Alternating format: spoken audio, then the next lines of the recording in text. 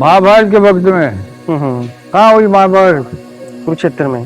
कुरुक्षेत्र को। हाँ हाँ। उस वक्त का काम है ये।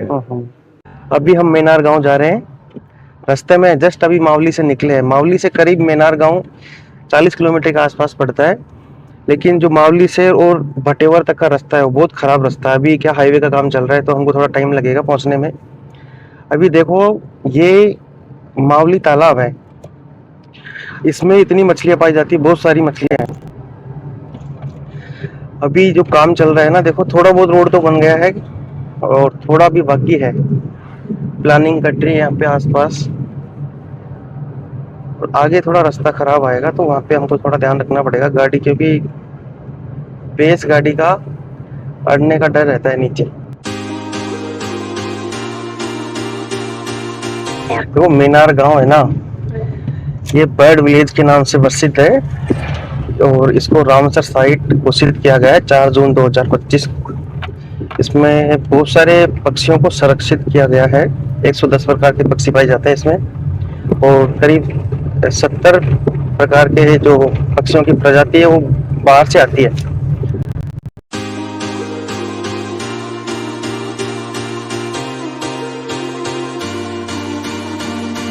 मेनार का जो हाईवे से यहाँ से 2 किलोमीटर पड़ता है, इसका बोर्ड देखो सामने ये है। 2 किलोमीटर अंदर जाना है तो ये एक हाईवे से उतर के अब अपन चल रहे हैं मेनार गांव की तरफ। तो 2 किलोमीटर पड़ेगा यहाँ से टर्न करना है अपन को मेनार गांव के लिए। और देखो ये कुछ होली की ये प्रसिद्ध है, मेनार की होली, तो इसके बोर्ड भी लग रहे हैं यहाँ पे। अपन पहुंच चुके हैं अभी मेनार गांव में।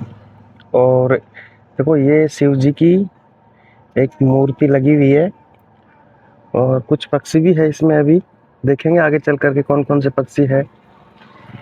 और एक टेंपल है यहाँ पे प्रसिद्ध, तो उस टेंपल में भी अपन विजिट करके आएंगे। अभी पहुंच चुके हैं हम मेनार गांव में और पाल के किनारे बैठे हैं। देखो इधर राही खेल रही है और अभी आपको दिखाएंगे। उधर एक शिव जी की मूर्ति है उस साइड में और गांव के लोग देखो इधर मीटिंग कर रहे हैं। बहुत शांत फील हो रहा है, मतलब ऐसी वाइब आ रही है कि बैठे रहो यहाँ पे शांति से आराम से। शांत गांव है, अच्छा गांव है। इस गांव के बारे में बहुत सारी डिटेल गांव के लोग भी बहुत अपन भी। अच्छे हैं। हाँ।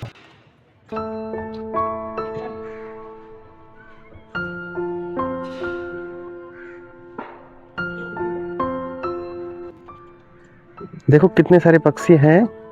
ये है तो फॉरेन के पक्षी। तो देखो कैसे ग्रुप में चल रहे हैं। ये देखो एक साथ अभी ऊपर चल रहे हैं, अचानक पानी के अंदर घुस जाएंगे। देखो वो देखो कैसे पानी के अंदर जा रहे हैं। देखो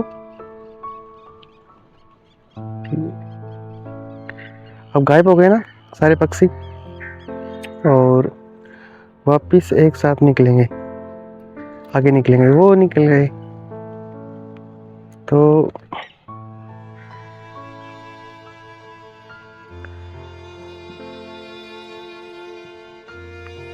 थोड़ा जूम करके बताता हूँ मैं आपको। अब वापस अंदर जाएंगे। अब ये घूम के वापस इधर ही आएंगे ये पक्षी। उधर का किनारा है तो आगे नहीं जा पाएंगे, वापस घूम के। अब घूम गए देखो यहाँ से, इस साइड आने की कोशिश कर रहे हैं जिस साइड अपन खड़े हैं। देखो ये निकल गए बहुत सारे। अब इनको देखो वापस पानी के अंदर जाएंगे और देखो पानी के अंदर गए सारे पक्षी। अभी दिख नहीं रहे अपन को और अचानक एक साथ बाहर निकलेंगे सारे पक्षी। अब ये तो इधर निकल गए सारे। और पानी के अंदर मेरे हिसाब से तो कुछ मछली वगैरह या फिर कुछ खाने जाते होंगे। देखो एक साथ कितने सारे पक्षी निकले हैं इधर। देखो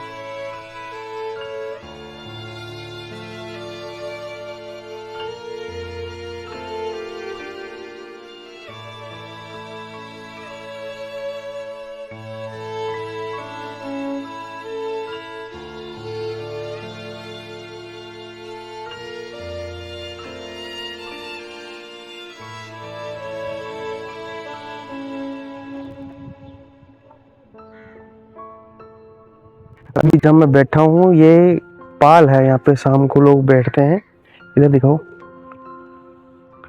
और ये सुबह बोला जाता है कि सुबह जल्दी आओ, अगर पक्षी देखने हो तो। अभी दिख रहे होंगे पक्षी, देखो आपको उधर उस साइड दिखाओ पक्षी, देखो वो है थोड़े बहुत। मॉर्निंग में बोला जाता है कि जल्दी मॉर्निंग में आना पड़ता है यहाँ पे। एक ये 52 फीट की शिव जी की स्टेचू है।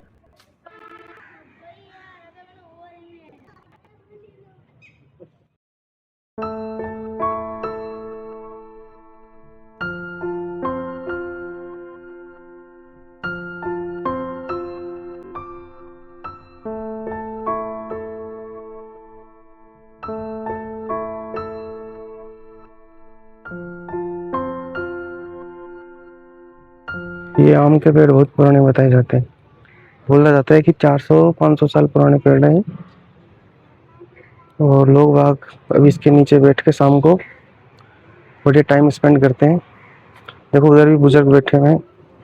और ये मेन मीनार का गांव है, जहाँ पे चौक, जिस पे लोग थोड़ा बहुत बैठ के आपस की बातचीत करते हैं। हाँ, किस मतलब आज का प्रोग्राम है? बारात पर अच्छा, बारात यहाँ पे बारात आएगी आज? जाएगी कल। अच्छा, कल जाएगी यहाँ से? अब आज खाना खा के कर लो। ये गांव जो है महाभारत के वक्त का राजा मानदाता के समय का ये गांव है। ये गांव राजा मानदाता के महाभारत के वक्त में नहीं, महाभारत के वक्त में कहाँ हुई महाभारत? कुरुक्षेत्र में, कुरुक्षेत्र को उस वक्त का गांव है ये।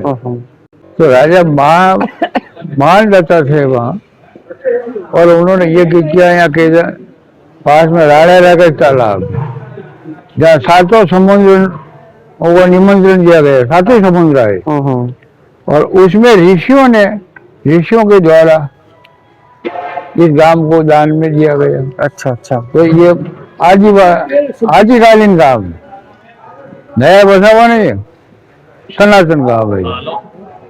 अब इस गांव की मुख्य विशेषता है कि चारों तरफ इसके आम के जोरमुट का पेड़ हैं। पेड़ भी काफी पुराना लगता है आम का, पुराना है।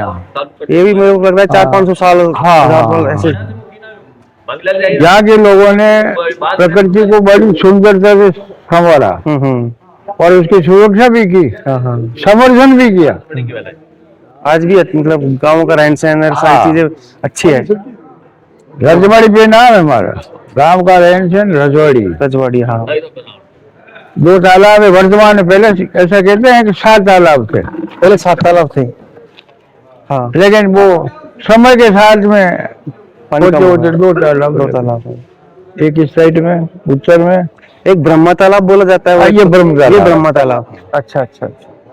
और एक ये दूसरा तालाब। अच्छा, दोनों पे देवस्थान की मूर्तियां आदिकालीन। और तीसरी गांव की विशेषता ये है कि जब से होली का त्योहार है, होली के तीसरे दिन हमारे ये स्वतंत्र गांव था, राजा का कोई आधिपत्य नहीं। अच्छा, यहाँ पे खुद का ही मतलब ठिकाना था, खुद का मैनेजमेंट था, स्वयं शासी गांव था। हमारे उदयपुर के महाराणा के गोहिल वंश के हैं ये। इनके और हमारे जो है भाईपना है। अच्छा अच्छा अच्छा। तो हमारी सुरक्षा हम स्वयं करते थे। लेकिन औरंगजेब के वक्त में यह मुगल टुकड़ी थी, यहाँ पर एक मुगल टुकड़ी यहाँ पे आक्रमण किया। हाँ, और उसमें पड़ाव डाल रखा था गांव के बाहर साइड पे। अच्छा। तो उस वक्त में सब लोगों ने कहा कि इस टुकड़ी को खत्म कर दिया जाए। राजा राज सिंह थे यहाँ मेवाड़ में। तो उन्होंने कहा भाई आपका जब हम कोई लगान तो लेते नहीं, आप ये गांव खुद आपको लड़ना है, इस टुकड़ी को खत्म कर देना है। तो होली के तीसरे दिन सब गांव वालों ने इकट्ठे होकर के उसके भयंकर युद्ध हुआ और उसमें हम गांव विजय हुआ। गांव की विजय रहे, गांव विजय रहा। वो सब मारे गए मुगल। उसके बाद में राणा ने इनको बुलाया और याददाश्त के उस जमाने के एक लाल जाजम इन गांव वालों को दी और इनका स्वागत किया। तब से गांव स्वायत्त शासी 47 तक चला आया। 47 तक। एक तालाब वो था जो अपन देख के आए हैं, और एक तालाब ये है, ये थोड़ा बड़ा है उससे, है कनेक्ट वही है, लेकिन एक गांव बीच में बसा हुआ है। और इधर एक है, उसको जो पहले देख के आए थे, जहाँ पे 52 फीट की शिव जी की मूर्ति थी, उसको ब्रह्मा तालाब बोला जाता है। और एक तालाब ये है, ये पूरी एक रामसर साइट घोषित हुई है अभी जून 2025 में। और देखो यहाँ पे बहुत सारे पक्षी दिख रहे होंगे आपको, लास्ट तक पक्षी, बहुत सारे पक्षी बैठे हुए हैं। फॉरेन से पक्षी आते हैं, 110 तरह की प्रजाति पाई जाती है यहाँ पे पक्षियों की, जिनमें से 70 प्रजाति के पक्षी फॉरेन से आते हैं। और जो अंकल जी ने बताया अपन को पहले कि यहाँ पे अभी रामसर साइट घोषित होने के बाद में टूरिस्टों की संख्या बढ़ गई है, और गवर्नमेंट को कुछ विकास करने के लिए या फिर तालाब की साफ सफाई के लिए कुछ करना चाहिए, उनका कहना ये था, जिससे कि गांव की सुंदरता बरकरार रहे। और ये इंडिया में इसका नाम इसलिए दर्ज हुआ है कि रामसर साइट बनाई गई है, तो गांव को थोड़ा सा विकास की जरूरत है। विकास तो ऐसे गांव में अच्छा है, लेकिन ये तालाब में थोड़ा सा और सुधार किया जाए। अभी मैं तालाब के किनारे बैठा हूँ, देखो मेरे सामने कितने पक्षी हैं। आपको तो शायद वीडियो में दिख रहे होंगे कि नहीं दिख रहे होंगे, लेकिन पक्षियों की संख्या बहुत ज़्यादा है। गांव में हम आए थे, यहाँ पे 1 बजे पहुँच गए थे करीब, है ना, और अब बजने वाले हैं 4, करीब 3 घंटे हो गए हमको। पहले हम उधर बैठे ब्रह्मा तालाब के किनारे, वहाँ पे गांव था, गांव में मतलब बैठने की सुविधा अच्छी थी वहाँ पे तालाब के किनारे। और अब इधर आए हैं, तो एक चीज़ ये बताना चाह रहा हूँ मैं आपको कि ये गांव मेनार का है ना, बहुत पुराना गांव है। अंकल जी आपको वीडियो में मैं लगाऊंगा वीडियो, जो अंकल जी से मैंने इंटरव्यू लिया था, अंकल जी से पूछा था, तो उन्होंने बताया था कि ये बहुत पुराना गाँव है।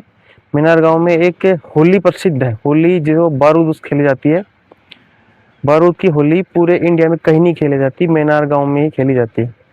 वो इसलिए खेली जाती है कि 500 साल पहले की बात है, जब मुगलों ने आक्रमण किया इस गांव के ऊपर, एक टुकड़ी गांव के बाहर डाल दी थी और आक्रमण करने की तैयारी कर दी थी, तो यहाँ के गांव वालों ने मिलकर उस टुकड़ी को भगाया और अपने आप को स्वतंत्र रखा। तो उसी विजय के उपलक्ष्य में ये तब से ही ये होली मनाई जाती है। एक चीज आपने यहाँ पे देखी होगी कि आमों के पेड़ है ना, ये बहुत पुराने हैं, यानी बोला जाता है 400 साल 300-400 साल पुराने पेड़ है। तो कई पेड़ तो इतने मोटे मोटे हैं कि 5-5 फीट की इनकी मोटाई है, और इनको देखने से लगता है, क्योंकि देखो पेड़ झड़ने भी लग गए टूट टूट के, तो बहुत पुराने पेड़ है।